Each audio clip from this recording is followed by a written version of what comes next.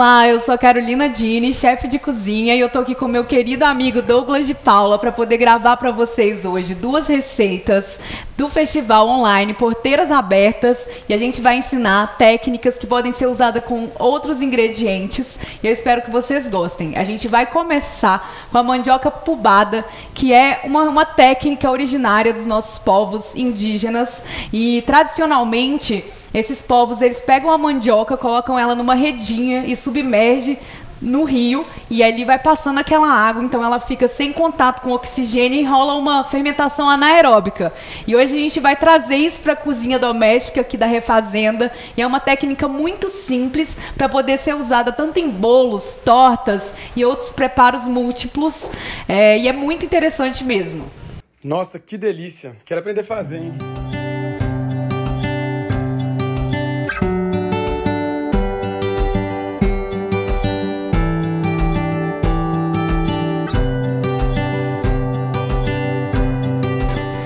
Aqui a gente tem a mandioca já pubada, que ela tá ralada no jeito certinho, da gente só espremer o excesso de água e aí grudar numa frigideira antiaderente com um pouco de óleo, e ela vai virar uma panqueca muito interessante que eu vou mostrar daqui a pouco, mas a gente vai começar de outra maneira.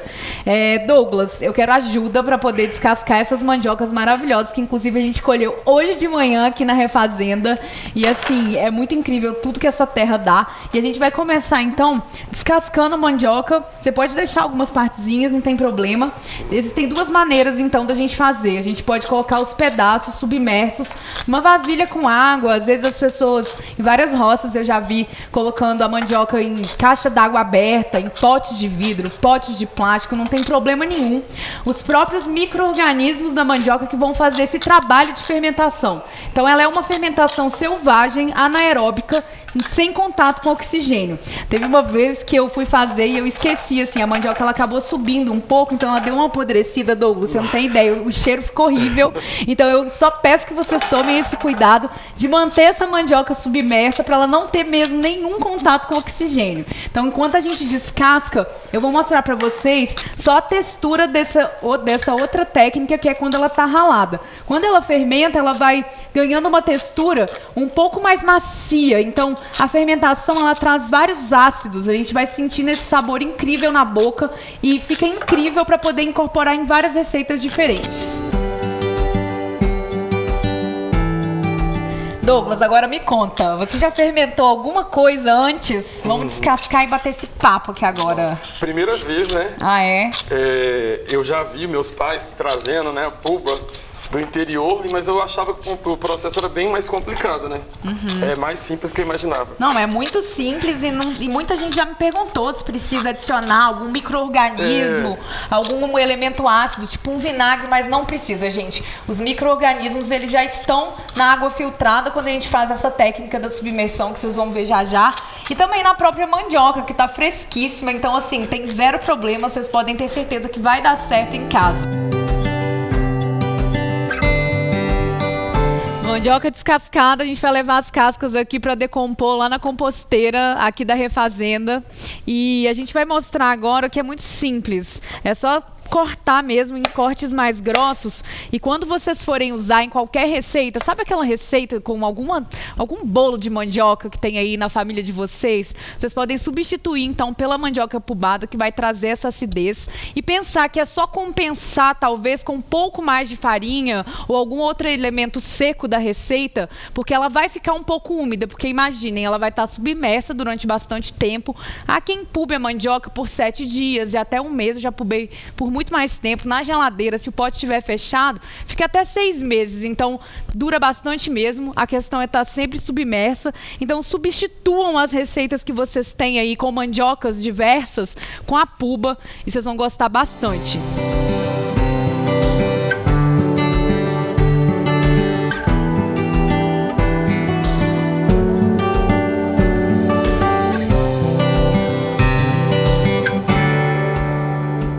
Aqui a gente já tem a mandioca então cortadinha. Eu vou simplesmente submergir ela neste pote e ela vai ficar aqui até ela ficar amolecida. Se por acaso a gente estiver numa estação muito fria, vocês vão ver que vai demorar muito mais tempo para ela ficar molinha. E se tiver em dias mais quentes, aí sim ela amolece bem rápido. Então a questão é a observação e confiar no taco de vocês, porque na hora que a gente abrir esse pote, vai soltar um cheiro que é muito comum, típico da fermentação. Não precisa ficar com medo desse cheiro. É simplesmente deixar o gás sair e depois vocês vão perceber esses aromas típicos da fermentação que puxam para esse quê mais ácido. Então, Douglas, por favor, faça as honras de ralar essa mandioca aqui no ralo grosso. Enquanto isso, eu vou mostrar de novo a textura para vocês ficarem bem familiarizados com como essa mandioca vai ficar. Algumas mandiocas soltam um pouco mais de água. Então, se for o caso, na hora de levar para a frigideira e fazer a tal da panquequinha, ou então panqueca de raiz, panqueca de mandioca pubada, talvez vocês queiram espremer um pouco para poder tirar o excesso de água. No caso, essa mandioca aqui tá mais sequinha, então ela vai grudar fácil, porque a mandioca tem muito amido, então fica muito gostoso. E é uma receita super simples. Vocês podem guardar esse pote na geladeira e usar ao longo da semana pra gente ter um café maravilhoso, tipicamente mineiro. A mandioca ela é usada em várias regiões do nosso país, ela é a rainha do Brasil, não é à toa, né, gente?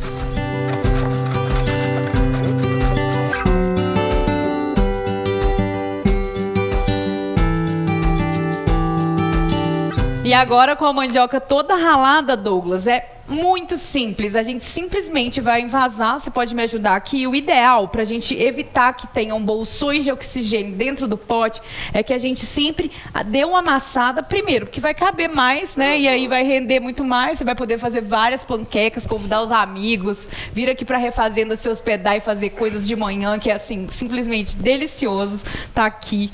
E aí a gente simplesmente, ó, faz isso, envasa ela fazendo assim, por favor.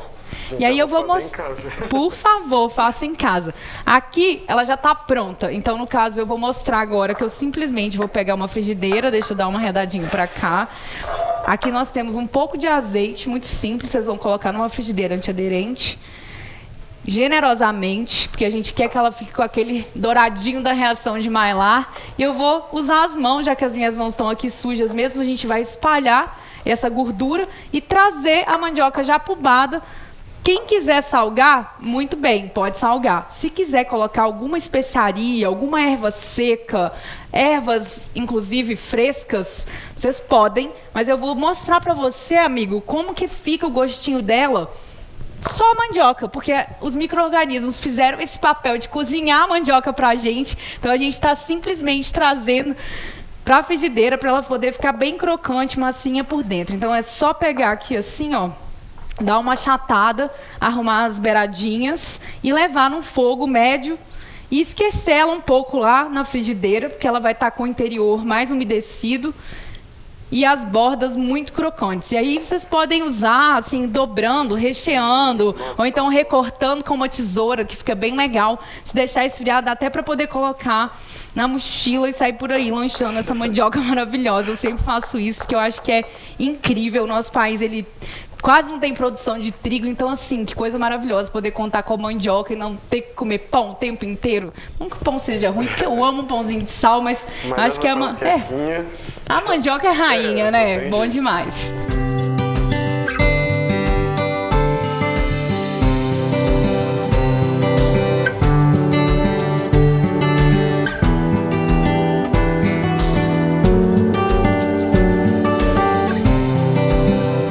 A gente vai levar agora no fogo médio a frigideira. Ela pode ficar com essas beiradinhas assim, não tem problema. Depois a gente vai simplesmente grudando. Vocês vão ver que ela vai descolar sozinha do fundo da frigideira.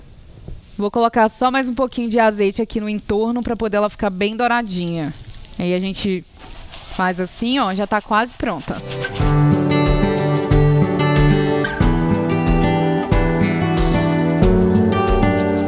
E aí agora, ó, panquequinha de puba pronta. A gente só vai colocar... O cheiro é bom, né? Aí vamos colocar ela aqui agora, cortar. E essa é a melhor parte, a hora que a gente vai comer. E eu recomendo que vocês recheiem como preferirem. E se não salgar ela da maneira que eu fiz, dá pra poder, inclusive, usar com a segunda receita que a gente vai fazer agora. Que aí ela fica uma panqueca com uma pegada mais agridoce. Pode colocar o sal também, fica a critério de cada um. Bora lá então experimentar. Tá boa, né? Então vamos lá. Ela fica crocante, tá vendo? Olha só. É maravilhoso. Pra você. Ih. Espero que vocês gostem, viu, gente? Porque assim, eu sou apaixonada. Nossa, muito bom. Temos?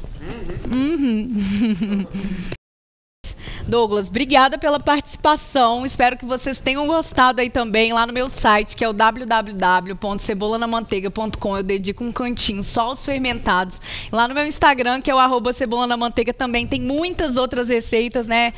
Bom demais, bora, porque eu sempre prezo por essas técnicas que são dos povos originários, que são muito simples, que vocês podem reproduzir em casa com baixo custo. Obrigada por terem ficado até aqui.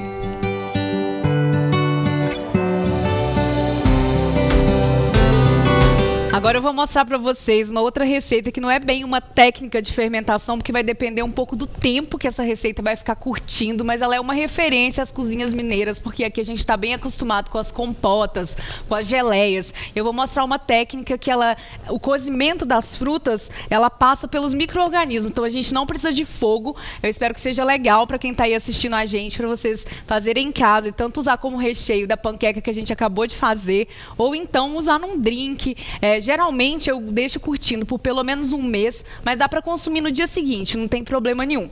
No caso, a gente tem aqui 2 kg de morangos e 2 kg de açúcar. Então eu quero que vocês sempre pensem que a proporção é 1 para 1. E a gente pode usar outras frutas, como seriguela, amora e outras mais que tem bastante líquido, tipo uma amora, alguma coisa assim, uma pitanga. E aí pode extrair as sementes. O maracujá também entra, só que como as sementes são comestíveis e dá até uma textura interessante, vocês podem manter. Quando a semente ela for amarga, por favor, retirem. Esse nome dessa receita é koso ou koso, que é uma técnica japonesa que ela veio depois da industrialização da cana-de-açúcar. Então é uma receita assim, recente em termos de humanidade, se a gente for pensar num lapso temporal, e eu gosto muito dela. A gente simplesmente tem aqui morangos que estavam congelados, então sim, vocês podem usar frutas congeladas, não tem problema nenhum. Se tiver uma fruta fresca, melhor ainda. Eu vou adicionar o açúcar e a gente vai amassar, fazer uma massagem com as mãos mesmo, e depois envasar esse pote, e nos primeiros dias a gente vai mexer, porque o açúcar vai decantando, mas depois, por osmose, vai ficar clarificando por um tempo. Então, todo o açúcar vai absorvendo aquela fruta e fica uma coisa muito, muito interessante.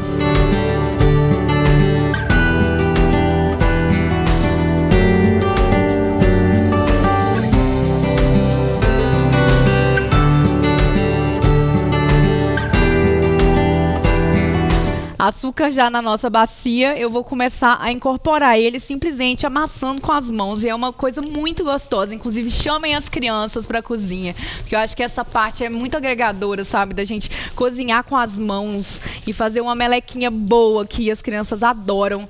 E é uma receita que muitos restaurantes já estão incorporando, porque essa calda, ela fica cada dia mais gostosa, e o açúcar é uma forma de preservar. Então, como tem bastante açúcar, não chegue a fermentar no primeiro momento, mas se vocês deixarem muitos meses, aí sim vai sofrer um processo de fermentação bem lento. Então é aquela calda maravilhosa que não precisa fazer na hora, que vai convidar os amigos para tomar bons drinks. É essa calda. É só incorporar e amassar bem. E aos poucos vocês vão ver que o açúcar ele vai assim super sumindo nos primeiros dias, igual eu falei. Vai mexendo o pote para ele não decantar e não ficar lá no fundinho. E é isso, pessoal. A receita é muito simples. É uma técnica tradicional japonesa, mas que eu acho que tem tudo a ver com a cozinha mineira, porque aqui a gente é doido por compotas.